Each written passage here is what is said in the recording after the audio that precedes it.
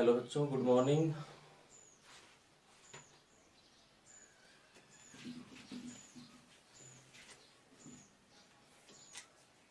Physics की class है ये।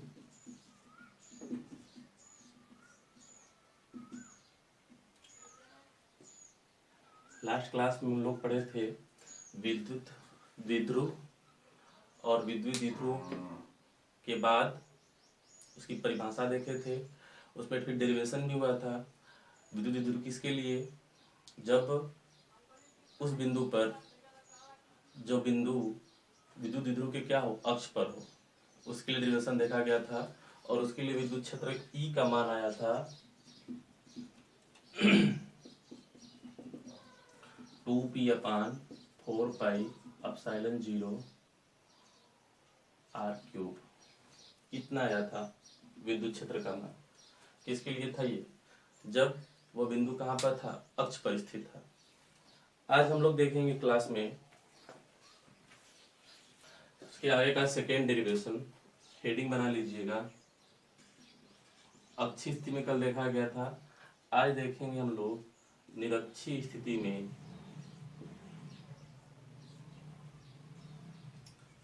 निरक्षीय स्थिति में या इसी को क्या कहा गया था? अनुप्रस्थ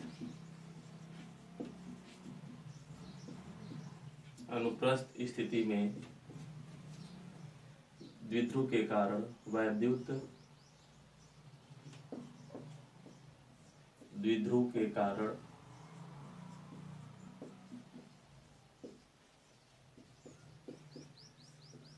उत्पन्न द्विध्रुव के कारण उत्पन्न वैद्युत क्षेत्र।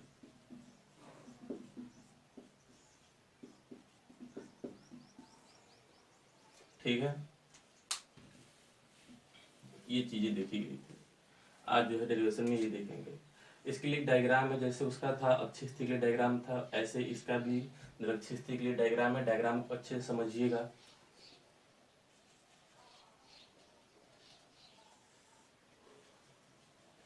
वही पहले वाली कंडीशन, ये बिंदु आपका ए, ये बिंदु बी, इसका एक मध्य बिंदु ओ, इस पर चार्ज कितना?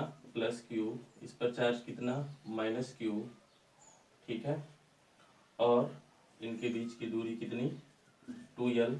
तो ये l हो जाएगी और ये भी कितनी हो जाएगी? l हो जाएगी। यानी यहाँ से यहाँ तक की दूरी l और यहाँ से यहाँ तक की दूरी l।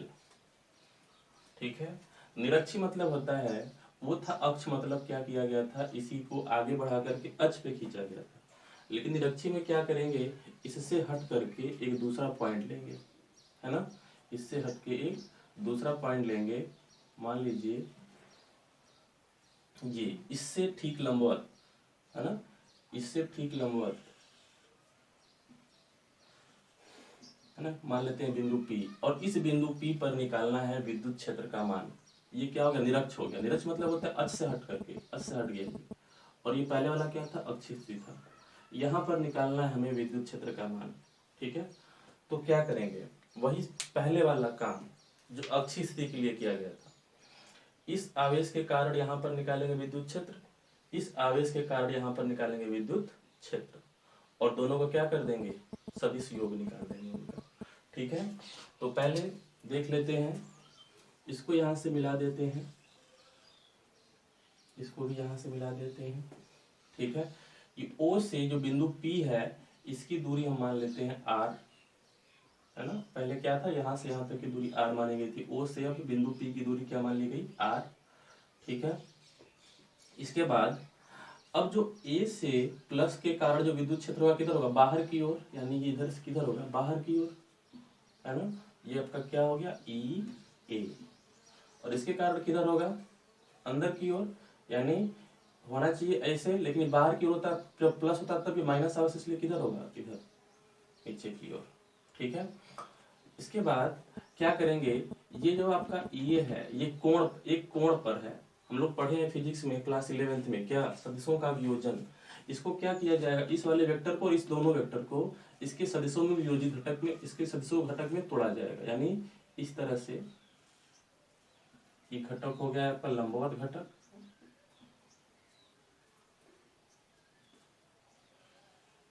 ये आपका लंबवत घटक, ये आपका क्षैतिज घटक, ये था आपका ई ए। ठीक है, ये कोण थीटा है तो ये भी कोण कितना होगा, थीटा, है ना। इसी तरह इसका भी निकालेंगे, इसको भी दो घटक में तोड़ेंगे तो एक घटक क्या होगा आपका, यही होगा, और एक घटक इसका किधर होगा, नीचे की ओर होगा। ठीक है, तो ये ई ए था और ये क्या हो जाएगा, ई डी, है ना। तो ये थीटा कोण है, तो कोण से लगी हुई भुजा क्या होती है, कॉस होती है, यानी ये कितना हो जाएगा, ई ए कॉस थीटा, और ये कितना हो जाएगा, ई ए साइन थीटा।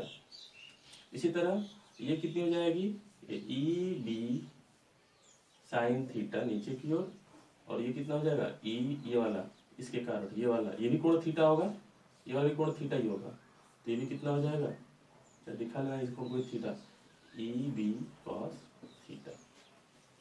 ठीक है, ये ई एक साइन थीटा, ये E B sine theta, E A cos theta, E B cos theta. अब यहाँ पे ध्यान से देखो, हमको निकालना क्या था, इस पर टोटल विद्युत क्षेत्र का मान निकालना है इस बिंदु पी पर। तो एक विद्युत क्षेत्र ऊपर है, एक नीचे है, E A sine theta, E B sine theta, और विपरीत दिशाओं में है।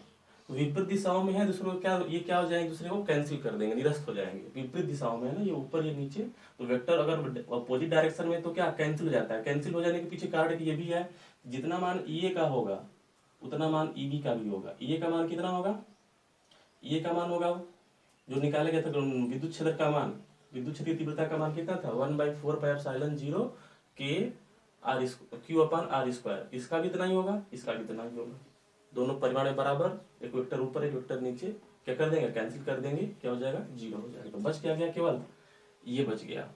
ठीक है, यानी इस बिंदु P पर जो विद्युत क्षेत्र की तीव्रता का मान होगा वो किसके बराबर, E बराबर कितना होगा, ई ए कॉस थीटा और E plus E B cos theta. जोड़ देंगे दोनों को, जोड़ने के बाद जो मान आएगा वही होगा विद्युत क्षेत्र की तीव्रता का मान। ठीक है, चित्र को ध्यान समझ लिया होगा। ये 2L था, ये R था। एक चीज और देख लो, ये कोण 90 डिग्री का है, तो ये ओ बी पी त्रिभुज दिख रहा है, ओ बी पी त्रिभुज। हमें जब ये निकालना होगा ना, इस बिंदु से इसकी दूरी, इस बिंदु से इसकी दूरी, तो ये दूरी चाहिए हमें। तो ये दूरी कितनी होगी, ये L है, ये R है ना। समकोण त्रिभुज बन रहा है, समकोण त्रिभुज में आधार कितना है, L, और लंब कितना है, R। तो ये कर्ण कितना हो जाएगा, अंडर रूट आधार का स्क्वायर धन वर्ग धन लंब का स्क्वायर, यानी L square plus R square, और जितना ये होगा उतना ही ये भी होगा, ये वाली साइड उतनी ही होगी। ठीक है, तो इसको लिखेंगे, क्या लिखा जाएगा, वही माना वाला चीज अपने से आप लोग लिख लेंगे। माना दो समान व विपरीत प्रकृति के आवेश, समान व विपरीत प्रकृति के आवेश क्रमशः Q तथा -Q A तथा B पर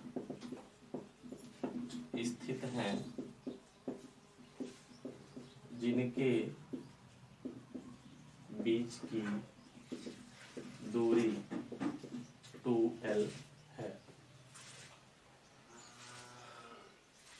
बिंदु O से R दूरी पर स्थित बिंदु P पर विद्युत क्षेत्र का मान ज्ञात करना है, P पर मान ज्ञात करना है। ठीक है, चित्रानुसार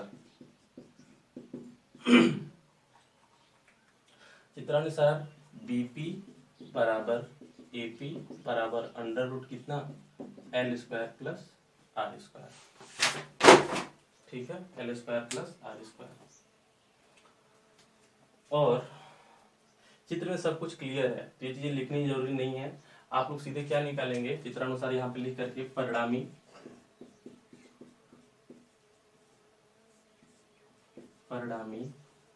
विद्युत क्षेत्र E is equal to EA cos theta plus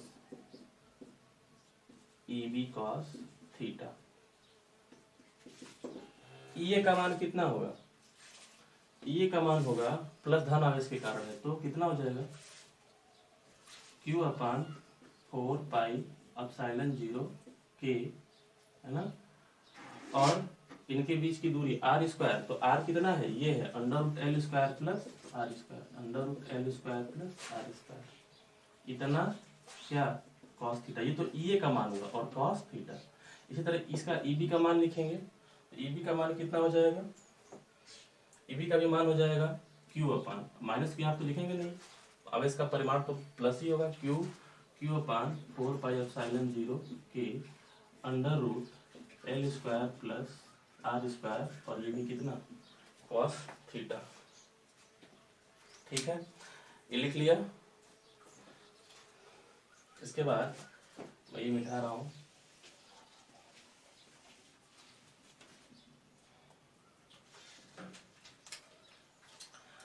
ये जितना ये उतना ये दोनों को जोड़ देंगे तो टोटल E का मान कितना हो जाएगा? Q प्लस Q कितना? 2Q cos theta divide by 4 pi epsilon 0 के under root L square plus R square.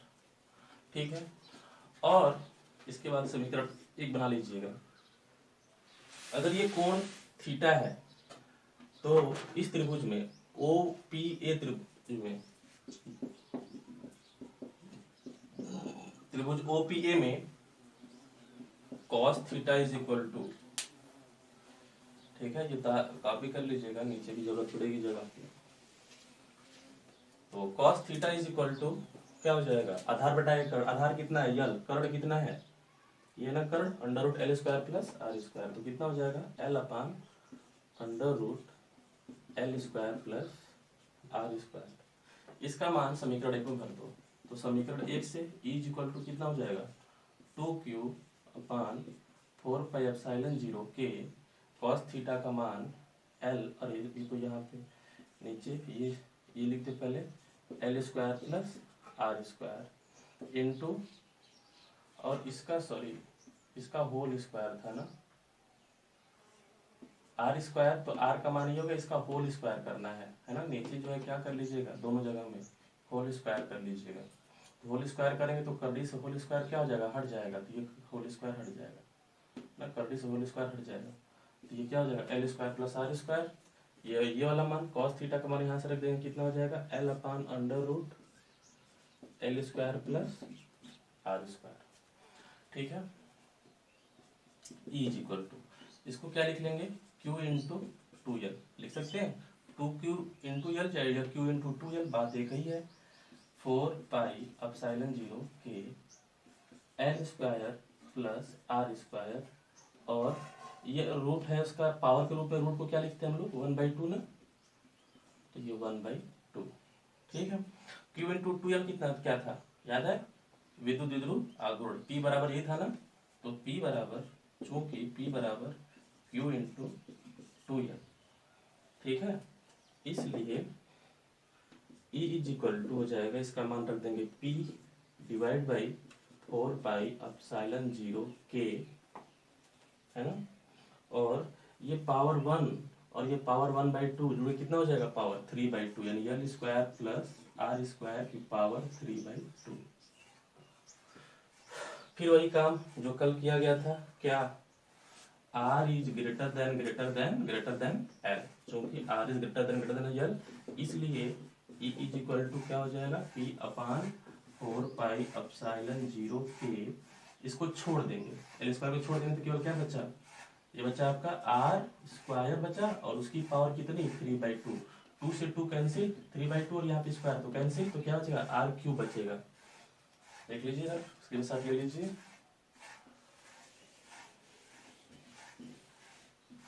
तो E is equal to what? P upon 4 pi epsilon 0 के स्क्वायर 7/2 कैंसिल, क्या मिलेगा? R³। ये आपका किसके लिए है? निरक्षी स्थिति के लिए। फिर नीचे आप कंडीशन अप्लाई कर देंगे, यदि क्या परावर्तक k इक्वल टू 1 तो E is equal to P upon 4 pi epsilon 0 R cube. ठीक है, और क्या एक और कंडीशन सदिश रूप में। सदिश रूप में इसको क्या लिखा जाएगा?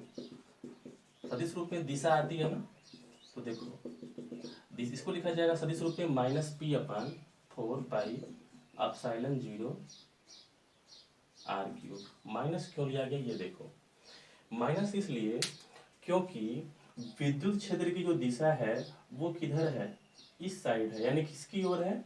अगर देखा जाए तो ए से बी की ओर, इधर है ना, यानी ए से बी की ओर। तो ए से बी की ओर जो दिशा होगी विद्युत क्षेत्र की वो कैसे होगी? नेगेटिव की तरफ है, यानी नेगेटिव जब ऋण आवेश की तरफ दिशा होती तो क्या होता है? माइनस चार्ज होता है। इसलिए आप चिन्ह क्या लेंगे? माइनस। सदिश रूप में क्या लिखा जाएगा? E is equal to minus P, यहाँ पे लगा लेना वेक्टर, है ना, vector E is equal to minus vector P upon 4 pi epsilon 0 R cube. ठीक है, तो ये आपका डेरिवेशन है किसके लिए? निरक्षीय स्थिति के लिए। ठीक, तो कॉपी कर लीजिए, ये आपका फाइनल डेरिवेशन है यहाँ तक। अब थर्ड है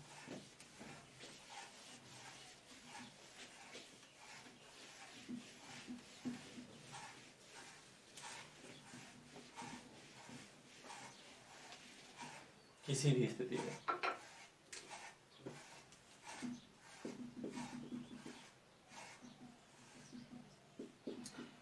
लॉकडाउन देखिए और बढ़ गया है। ठीक है, तो क्लास चलेगी नहीं चलेगी इसकी कोई संभावना नहीं है।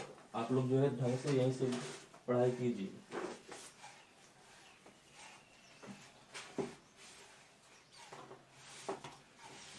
सीरियस होकर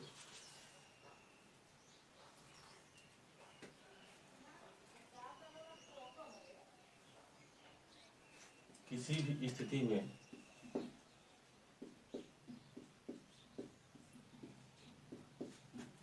विद्युत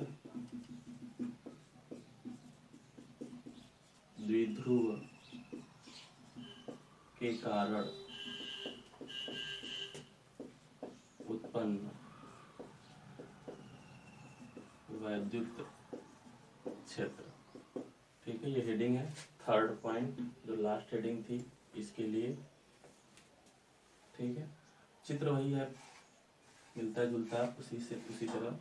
ये बिंदु बी, ये बिंदु ए,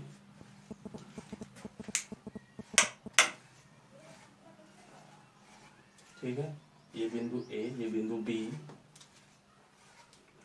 ये बिंदु आपका ओ।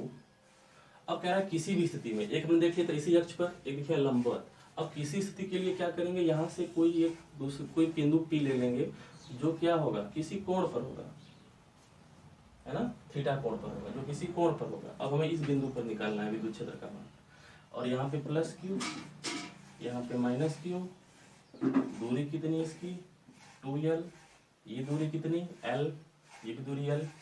ठीक है, तो हमें इस बिंदु P पर निकालना है अब जो है विद्युत क्षेत्र का मान। इसके लिए थोड़ी सी जो है कठिन होगा, ध्यान समझो इसको कैसे करेंगे। अब यहाँ पर जो इसका विद्युत द्विध्रुव आघूर्ण होता है, इस पूरे इसको छोड़ दो, तो इस निकाय के लिए विद्युत द्विध्रुव आघूर्ण जो P का मान होगा वो कितना होगा, Q इंटू 2l। माना वाली चीजें फिर से आप जो है वैसे ही लिख लेंगे जैसे पहले लिखा गया था, माना वाली चीजें वैसे ही लिख लेंगे। ठीक है, जैसे माना लिखा गया था पीछे कि माना ये दोनों दो समान परिमाण व विपरीत प्रकृति के आवेश Q था माइनस Q था B परिस्थिति है जिनके बीच की दूरी 2l है, ये चीज अपने से लिख लेंगे। लेकिन नीचे लिखेंगे जो विद्युत द्विध्रुव आघूर्ण P का मान होगा, विद्युत द्विध्रुव आघूर्ण जो P का मान है और Q इंटू 2l है। ये तो और ये सदिश कैसी राशि होती है, सदिश राशि होती है। विद्युत आघूर्ण कैसी राशि होती है, सदिश राशि, इसका डायरेक्शन भी होगा। तो इसके लिए जो विद्युत द्विध्रुव आघूर्ण होगा यहाँ पर वो आपका क्या होगा, ये कोण कितना है थीटा ना, तो इसका कितना विद्युत आघूर्ण था P। तो अगर इसका P है तो थीटा कोण पर कितना हो जाएगा, ये वाला थीटा कोण पर कितना हो जाएगा ये?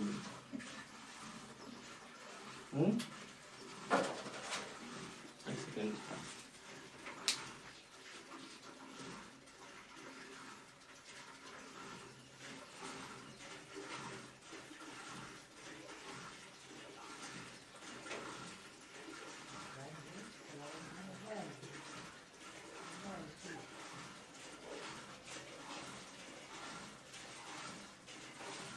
ना, ये थीटा कोण है, तो थीटा कोण पर ये जो हो जाएगा विद्युत आघूर्ण वो हो जाएगा P cos थीटा।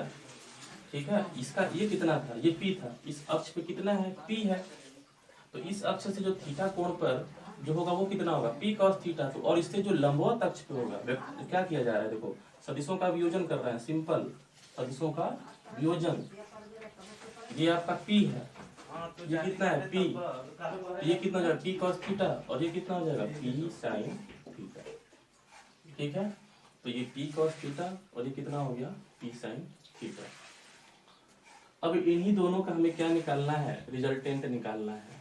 ठीक है, तो ये P cos थीटा किसके लिए क्या होगा, विद्युत क्षेत्र किसके लिए हो जाएगा E1, और ये क्या हो जाएगा E2। तो इस तरह से इसको जो है दिखाएंगे चित्र में।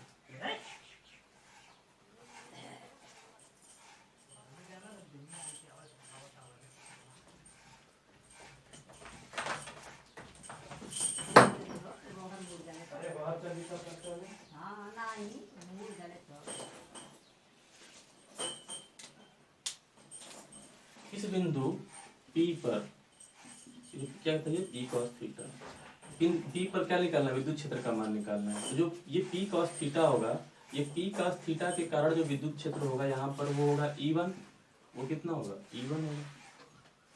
ठीक है, P cos थीटा के कारण जो विद्युत क्षेत्र होगा वो कितना होगा E1, और ये क्या P sin थीटा के कारण कितना होगा E2 होगा। इस वेक्टर को हम चाहें तो यहाँ बना ले, है ना, इस वेक्टर को यहाँ बना ले, चाहे इधर बना लेते हैं। तो ये आपका क्या हो जाएगा, P cos थीटा के कारण विद्युत क्षेत्र का मान E1, और P sin थीटा के कारण विद्युत क्षेत्र का मान कितना हो जाएगा E2। देखो विद्युत क्षेत्र के कारण विद्युत द्विध्रुव या विद्युत द्विध्रुव के कारण विद्युत क्षेत्र, बात एक मतलब क्या है, दूसरे से विपरीत बातें हैं। विद्युत द्विध्रुव के कारण विद्युत क्षेत्र ये कह सकते हो, या कह सकते हैं कि विद्युत क्षेत्र के कारण विद्युत द्विध्रुव, जब दो आवेश इस तरह से रखे होंगे तब भी हो सकता है। तो इस P cos थीटा के कारण विद्युत क्षेत्र E1 और P sin थीटा का विद्युत क्षेत्र कितना हो गया E2। हमने क्या किया, डायरेक्शन चेंज कर दिया है, और इन दोनों का जो रिजल्टेंट होगा, वेक्टर सम करना जानते हैं ना, दो वेक्टरों का सदिश योग समान चतुर्भुज का नियम, समांतर चतुर्भुज का नियम। यदि दो वेक्टर इस तरह से हैं, दो समांतर भुजाएं होती हैं, तो उनका जो विकर्ण होता है क्या दिखाता है, इनके परिणामी को दिखाता है। यानी E = क्या हो जाएगा, √E1² प्लस E2²। ठीक है, और जो E1 होगा, ये जो E1 है P cos थीटा, ये अक्षीय स्थिति में है, अक्षीय स्थिति में है। ठीक है, और ये E1 से 90 डिग्री पे E2 है, तो ये क्या हो जाएगा, हम लोग जहाँ अब डेरिवेशन किए थे, अक्षीय स्थिति ये थी जब बिंदु यहाँ पर था, और अक्षीय क्या जब लंबवत था। तो अगर E1 जो है क्या है P cos थीटा दिशा में है, यानी अक्षीय स्थिति में है, तो ये क्या हो जाएगा निरक्षीय में, या इसको निरक्षीय कहोगे तो ये क्या हो जाएगा अक्षीय में। तो हमने इसको अक्षीय माना, तो ये क्या हो जाएगा निरक्षीय स्थिति में। ठीक, यानी E1 अक्षीय स्थिति में और E2 क्या है निरक्षीय स्थिति में। तो यहाँ पे लिखेंगे E1 विद्युत क्षेत्र, E1 विद्युत क्षेत्र अक्षीय स्थिति में है,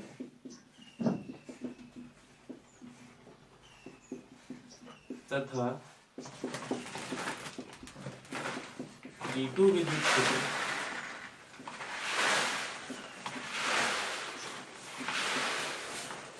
निरक्षीय स्थिति में है।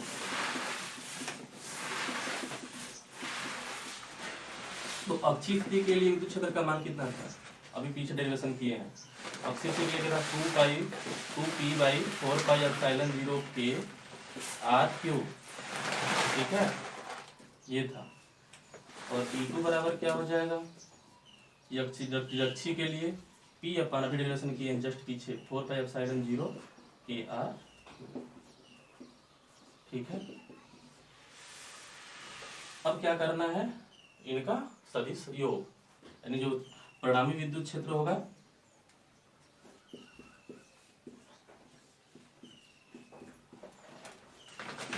परिणामी विद्युत क्षेत्र E होगा वो E1 square plus E2 square. What is the value of E? E1 की वैल्यू रखेंगे, इसका होल स्क्वायर है 2P अपॉन में ये तो E1 का मान हो गया और P का मान कितना था, P का मान P नहीं रह गया, क्या रह गया है cos थीटा, और यहाँ P का मान P नहीं क्या हो गया है sin थीटा, है ना, क्योंकि ये क्या था P cos थीटा था ना, तो अब P का P नहीं लेंगे, P क्या रहेगा P cos थीटा, और ये क्या हो जाएगा P sin थीटा हो जाएगा।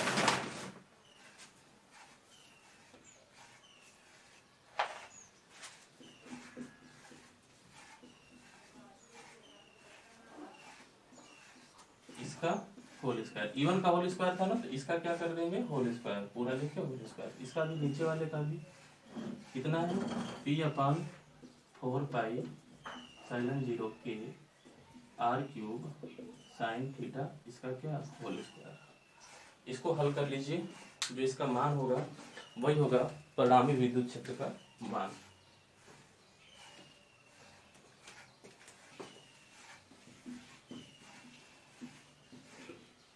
चलो देख लो सॉल्यूशन।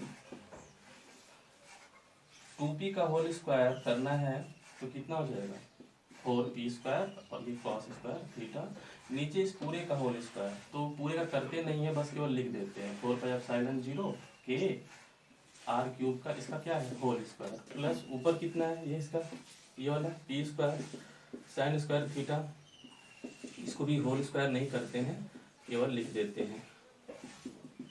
तो क्या कॉमन है ऊपर में कॉमन है p², नीचे में कॉमन कितना है 4πε0 के R³ का स्क्वायर, तो यहाँ क्या बच जाएगा 4 cos स्क्वायर थीटा, और प्लस यहाँ पे क्या बच जाएगा केवल और केवल sin स्क्वायर थीटा। तो ये क्या था, अब इसका p² का रूट वैल्यू कितना होगा p, और इसका स्क्वायर रूट वैल्यू क्या होगा, सिंपल बाहर आ जाएगा ये 4πε0 के R³, और अंदर क्या बच जाएगा अंडर रूट में 4 cos square plus sin square theta, तो 4 cos स्क्वायर को तोड़ के लिख लेते हैं, इसको लिख सकते हैं हम लोग 3 cos स्क्वायर थीटा और प्लस cos स्क्वायर थीटा, कोई दिक्कत, जोड़े कितना आएगा 4 आएगा और plus sin square theta, sin square theta plus cos square theta की वैल्यू कितनी होती है 1 होती है, तो E = हो जाएगा P/4πε0 के R³ अंडर रूट, ये हो गया 1 और ये कितना बच गया 3 cos स्क्वायर थीटा। ठीक है, तो ये हो गया परिणामी विद्युत क्षेत्र का मान जब किसी भी स्थिति में, ठीक है ना। यहाँ तक आपका फाइनल डेरिवेशन है, इसके लिए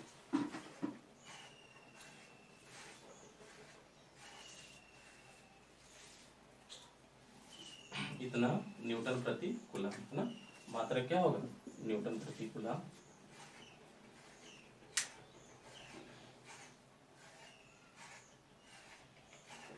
फिर वही कंडीशन लगा देंगे क्या, यदि E = 1 तो E = क्या 4p/4πε0 under root 1 + p cos square theta, जहाँ थीटा क्या है, जहाँ थीटा है आपका अक्ष से बना कोण, है ना, जहाँ थीटा अक्ष से बिंदु का कोण है। ठीक, तो ये आपका जो है डेरिवेशन हो गया खत्म, और इसी के साथ विद्युत द्विध्रुव भी खत्म हो गया। ठीक है, तो नेक्स्ट क्लास में हम लोग जो पढ़ेंगे, अब पढ़ेंगे विद्युत द्विध्रुव के बलयुग्म का आघूर्ण। कल वाली क्लास में विद्युत द्विध्रुव के बलयुग्म का आघूर्ण, इस पे इसका डेरिवेशन इंपॉर्टेंट है, कल जो इसको कराया जाएगा। थैंक यू, आज की क्लास के लिए इतना ही। पढ़ाई ढंग से कीजिए आप लोग, है ना, बिल्कुल सीरियस हो करके।